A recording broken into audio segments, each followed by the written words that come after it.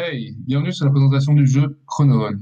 Cette vidéo, nous allons découvrir ce qu'est Chronorun et pourquoi il faut absolument que tu essaies ce jeu. Nous n'avons vraiment aucun temps à perdre car, comme dans le jeu, le temps nous est compté.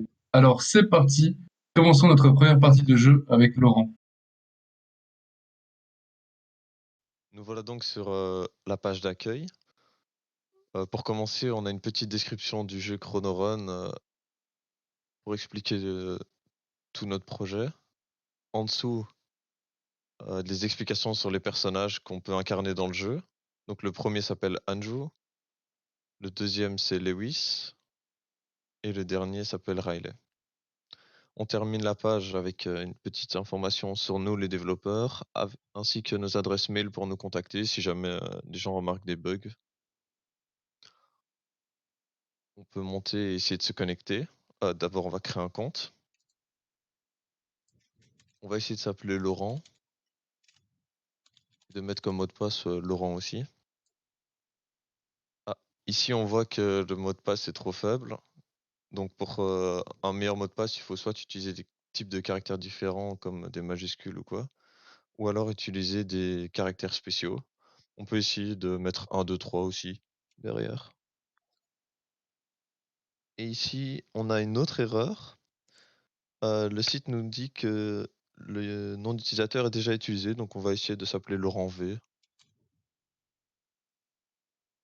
Et voilà, personne ne s'appelle encore Laurent V, donc on peut se connecter. On va lancer une partie pour vous montrer à quoi ressemble le jeu. Alors, pour les contrôles, c'est simple, on va utiliser les flèches directionnelles du clavier. Donc si on va sur la flèche de droite, on va à droite, la flèche de gauche à gauche. Si on va faire la flèche de haut, nous sautons. Et si on fait la flèche du haut et puis vers le bas, alors on descend plus vite. C'est pour nous permettre d'éviter les bombes. Donc on va avancer un peu. Là, ce qu'on a pris, c'est une bombe.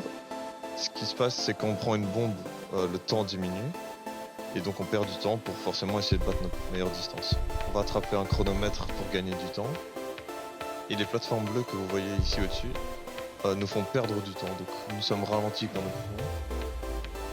Les plateformes jaunes, quant à elles, nous font accélérer, donc on gagne forcément du temps. On va essayer d'aller le plus loin possible puisqu'il nous reste plus beaucoup de temps. Voilà, la partie est terminée. Donc on voit la distance qu'on a parcourue, 942.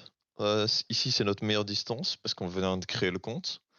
Et du coup le jeu nous dit qu'on a battu notre record. Si on clique sur Home pour retourner sur le menu et qu'on va après dans les scores, nous voyons que nous sommes 8e sur le classement. En bas, nous voyons notre record personnel, 942. Et donc on peut essayer de relancer une partie pour battre notre record.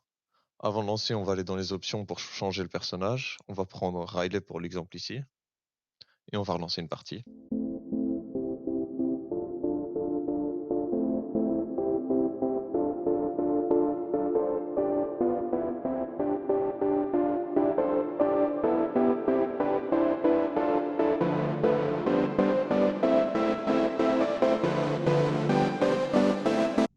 Voilà, la partie est terminée. Donc là, on voit qu'on a fait une distance de 3650 et que c'est devenu notre meilleure distance, pardon. On va retourner dans le menu Home pour aller checker notre score. Alors, on va dans le score et là, on voit qu'on est passé 6e du classement, 5e du classement. On voit notre record qui aussi a été actualisé. On peut maintenant essayer de se déconnecter du site. On arrive de nouveau sur la page login. Si jamais on veut se reconnecter pour essayer de rebattre notre record, on peut. Mais là, on va aller retourner voir dans Score.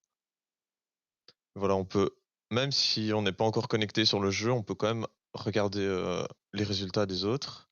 Et en dessous, on ne voit pas du coup notre propre record personnel parce qu'on n'est pas connecté. Et si on essaie de se reconnecter, normalement, on le reverra. Donc, je vais essayer de me reconnecter sur Laurent V. Et mon mot de passe, c'était Laurent123 normalement. Voilà.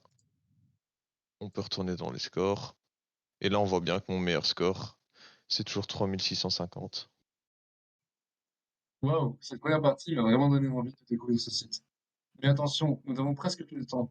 Qu'allons-nous faire? Hmm, Regardez là-bas, entre nous. Je crois qu'il va nous donner assez de temps pour finir cette vidéo. Super. Maintenant, On va écouter Jonathan et Nicolas, présentation du projet. Comme montré précédemment, les fonds et backgrounds qu'on a utilisés rappellent l'univers de notre jeu, c'est-à-dire un peu cyberpunk futuriste. Et au niveau du règlement général pour la protection des données, donc le GDPR, on a veillé à ce que les mots de passe soient cryptés. Donc ne vous inquiétez pas, personne ne pourra se connecter sur votre compte.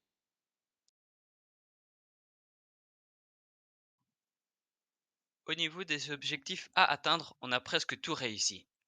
Dès le départ, on s'est penché sur les fonctionnalités de base pour le bon fonctionnement du jeu. Il manque juste deux petits détails, c'est-à-dire le changement de fond d'écran et le changement de différents niveaux. À notre sens, ce n'était pas si grave que ça s'il n'y était pas. Ensuite, on a quand même ajouté une fonctionnalité, c'est-à-dire la page d'accueil. Sur cette page d'accueil, il y a une présentation plus globale du jeu, une présentation des personnages et alors les coordonnées de nous, les développeurs.